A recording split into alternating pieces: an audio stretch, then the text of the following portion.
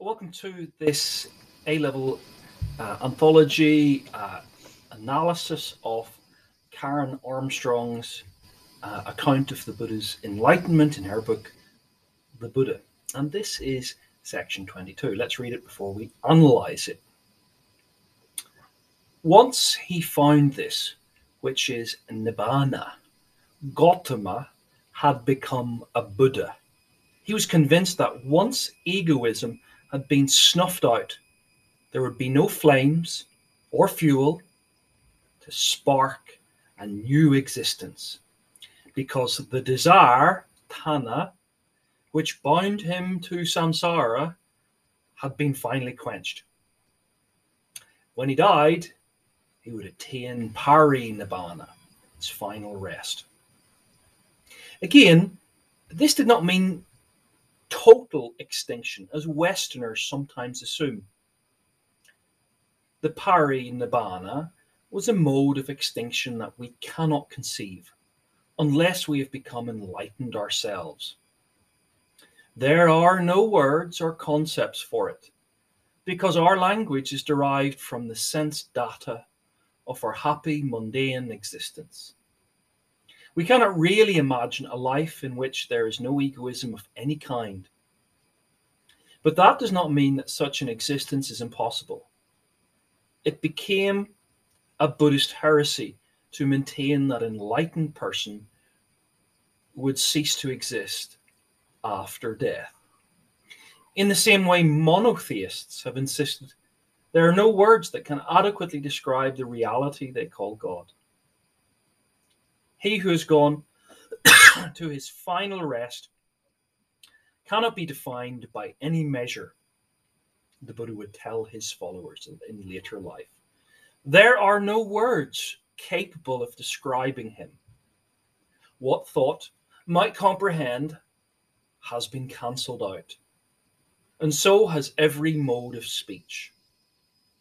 In purely mundane terms, Nibbana was nothing, not because it did not exist, but because it corresponded to nothing that we know. But those who had, by dint of the disciplines of yoga and compassion, morality, managed to access this still center within, found that they enjoyed an immeasurably richer mode of being, because they had learned to live without the limitations of egoism.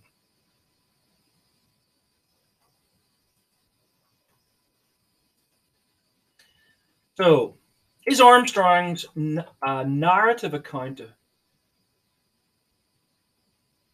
of the Buddha's enlightenment, well, how good is it? She says, once he had found this, here's her just so story, which is Nibbana, the extinguishing, the blowing out of the flames. So this is not quite correct and flattens the story so as not to take sectarian sides on the narrative. The battle with Mara is passed over. It's what's not said here. While she mentioned the three transcendent insights, these here have not been mentioned.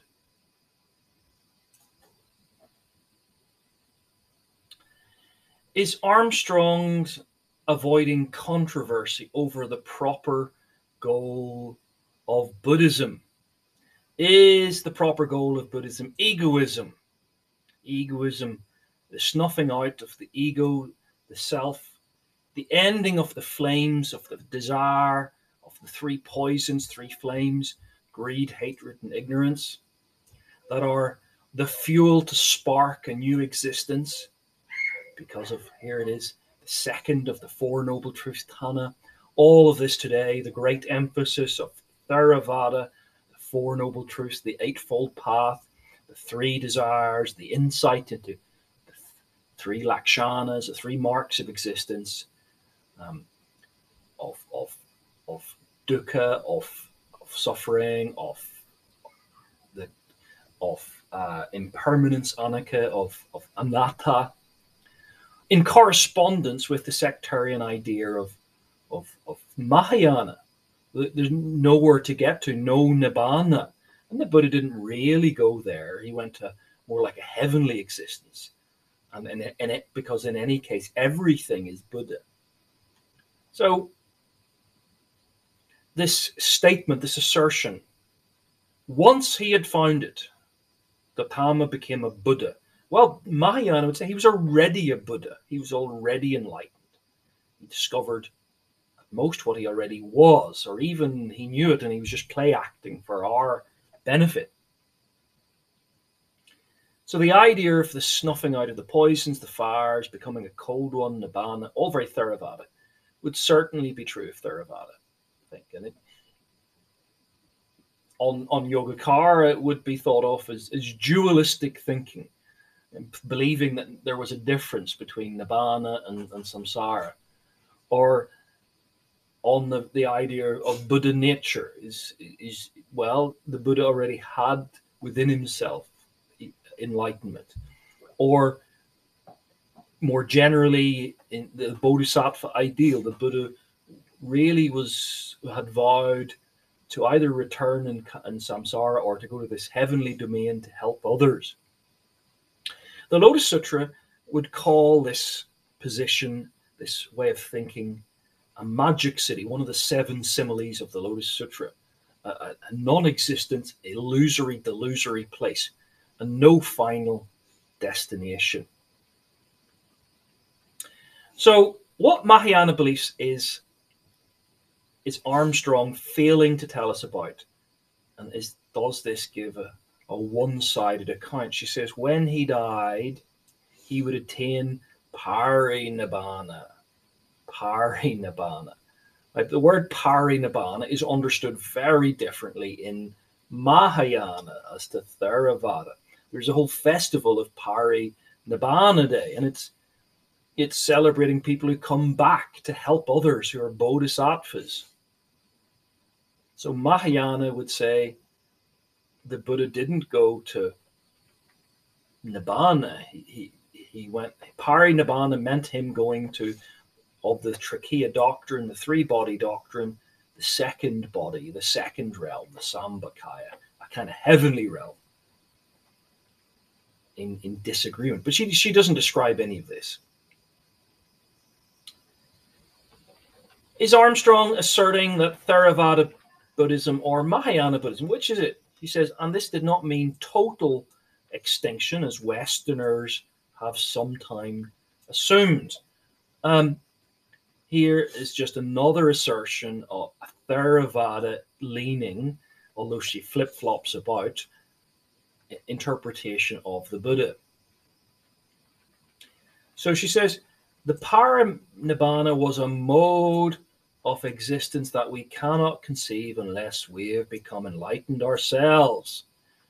What does she mean when she says we cannot conceive of parinibbana? Now, certainly for Theravada, this is largely true.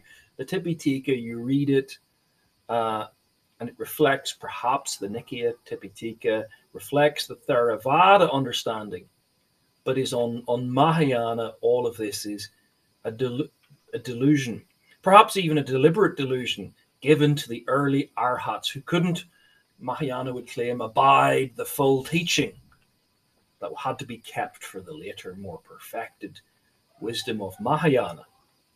So on Theravada today, and perhaps the Sravaka early Nikaya period, Nibbana has some negative description, what we call apophatic language. What it's not, it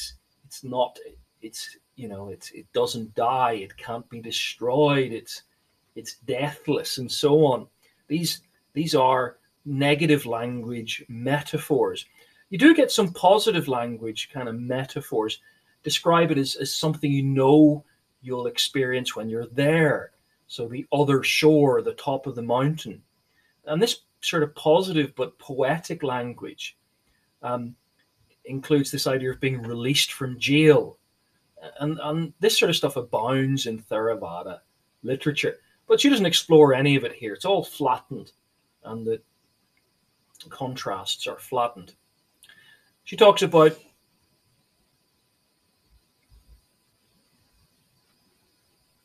or doesn't talk about, oh yes, she does, the mundane existence. Here it is, our happy mundane experience, but she doesn't really outline the typical Theravada opposition of the mundane and supramundane language of Buddhism. And this is a simple oppositional language, is a Theravada and very much not Mahayana, certainly not Yogacara viewpoint. Emptiness, Sunyata would be the Madhyamaka viewpoint of Nagarjuna. Dualistic thinking of Yogacara, the Buddha nature school, all all would deny the simple opposition of mundane and supramundane, but she flattens this. She doesn't engage with it. So is Armstrong asserting a comparative religious argument, and is it successful? This whole little section here. In the same way, monotheists have insisted there are no words that can adequately describe the reality they call God. He who has gone to his final rest cannot be defined by any measure. The Buddha would tell his followers later, there are no words capable of describing him. Well, monotheist. Well, what is Buddhism? It's perhaps, I've in the past I would have described it as pantheistic. Perhaps the best term is non-theistic. A theist is someone who believes in God. An atheist, no God. A monotheist, one God. A pantheist is kind of everythingism. Everything is God. And a non-theist would say, well, the universe is kind of divine, but in no way is it personal. It's always impersonal. Reality in the end is, the ultimate reality is impersonal. So what is comparative religion? It's a study, it's a branch in the study of religions that tries to systematically compare the doctrines and practices, themes, and the impact of those themes and those practices and doctrines. What it leads to, for example, migration of the world's great religions. And for many like Armstrong, interested in it because of her leaning, she's a pluralist, secular academic who's interested in spirituality but has no skin in the game. She's not interested in a particular religion, just mysticism in general. She wants to show that religions, while phenomenologically on the surface level are different, at the deep level, mystically, on the level of the theory of salvation, they are systematically equivalent. And she says what she's saying that here. She's pointing, and in the same way, monotheists have insisted there are no words that adequately describe the reality of God. Yes, they have. Christians writing John's Gospel say he is the image of the invisible God, the firstborn of creation. God has revealed himself.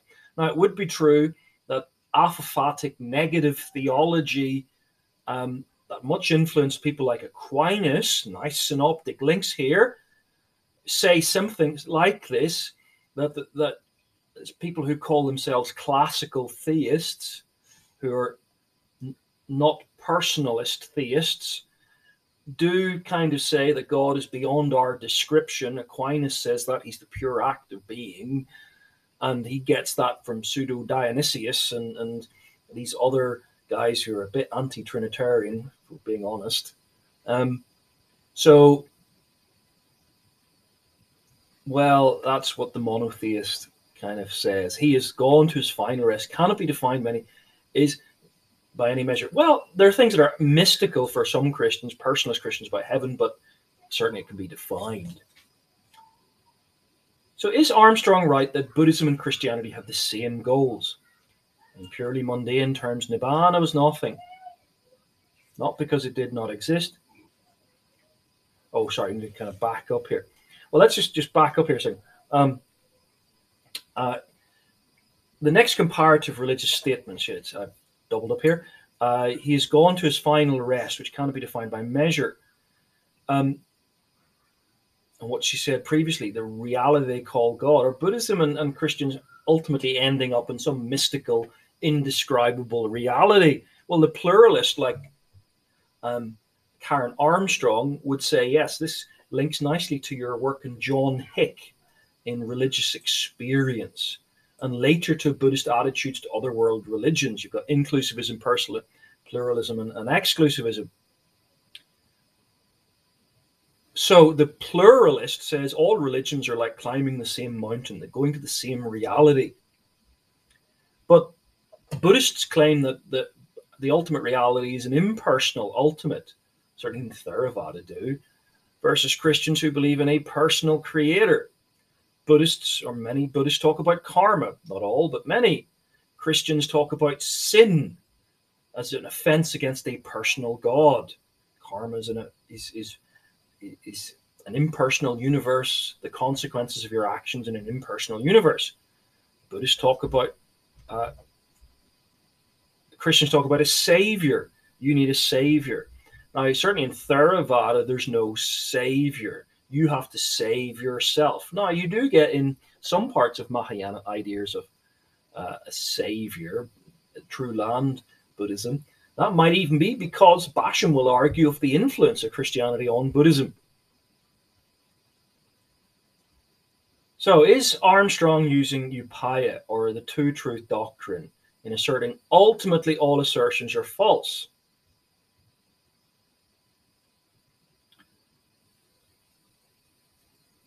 So he says, he who has gone, let's give it a different color here, just for the fun of it. He who's gone to his final rest cannot be defined in any measure. I haven't got the right color yet, hang on. He who's gone to his final rest cannot be defined by any measure. There are no words capable of describing him. In purely mundane terms, the Buddha Nibbana was nothing. Not because it did not exist, but because it corresponded to nothing we know. Now, is she flip-flopping over to Mahayana and the notion of Nagarjuna, that all assertions are false, because everything is empty, everything is connected, everything is equally true. There is the conventional truth and the ultimate truth. There is reality as we perceive it as a delusion and the ultimate reality behind it. So it's reasonable that Nibbana was an apophatic idea in early Nikaya Buddhism, but much debated. But she returns to her pluralist thesis, her agenda. That's her agenda, to mystify the goal of Buddhism, to smurge it with other mystical traditions like Christianity and make it all good. Is this her misusing Buddhist teaching, or is this her use of upaya, a legitimate reinterpretation of the essence of the religion? So who are those she's referring to? The disciplines of, by dint of the disciplines of yoga and compassionate morality, managed to access this center within, found they enjoyed an immeasurably richer mode of being. Who's the they? Well, who enjoys the disciplines of yoga and compassionate morality? Well, disciplines of yoga, let's give that a different color again. That sounds much like Theravada, and the Theravada asceticism that feels very strong in Theravada. But compassionate morality sounds a lot like Mahayana. Now, both Theravada and Mahayana have forms of meditation that involve accessing a still center within, like Vipassana meditation. So Theravada would say the few previously enlightened beings, but those, but those who had those, this phrase those, and they, because they, that they, there's these, the people that there's being referred to here. We could do with a different color, couldn't we? They, those. Who is it that learned? Well, is it the Theravada? Is the Mahayana?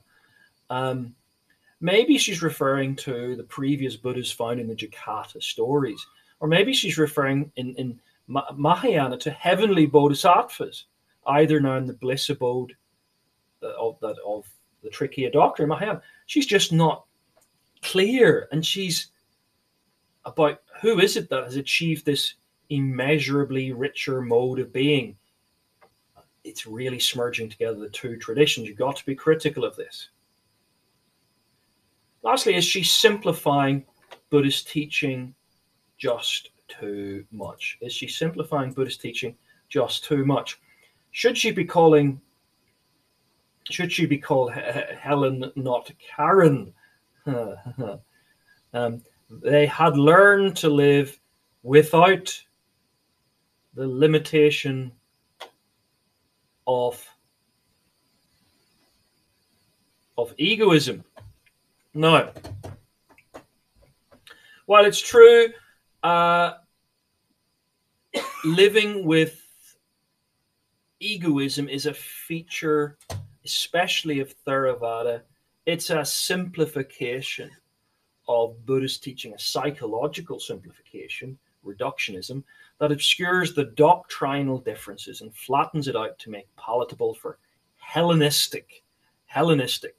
What do I mean by that? I mean, Hellenism brought a Greco-Roman pluralism, the Roman world had a pantheon of gods that came from Greece. Hellenism, via Alexander the Great, had brought pluralism to the Middle East and beyond. It's the origin, perhaps, of the pluralistic idea of societies. Lots of gods alongside each other. So should she be called Helen, not Karen, in a sense? They had learned to live without the limitations of egoism. So egoism is a Theravada idea, but it's a simplification. She simplifies the metaphysical claims into a sort of ontological pluralism. There are many paths, and they're all equally good. Now, secular readers reading this would probably applaud. That's her main audience.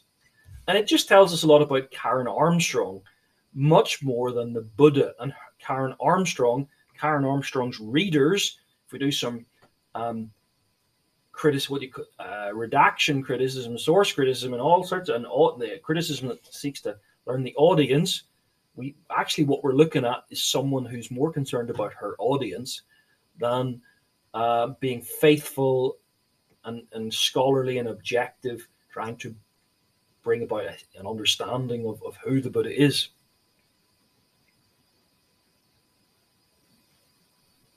So this was section 22.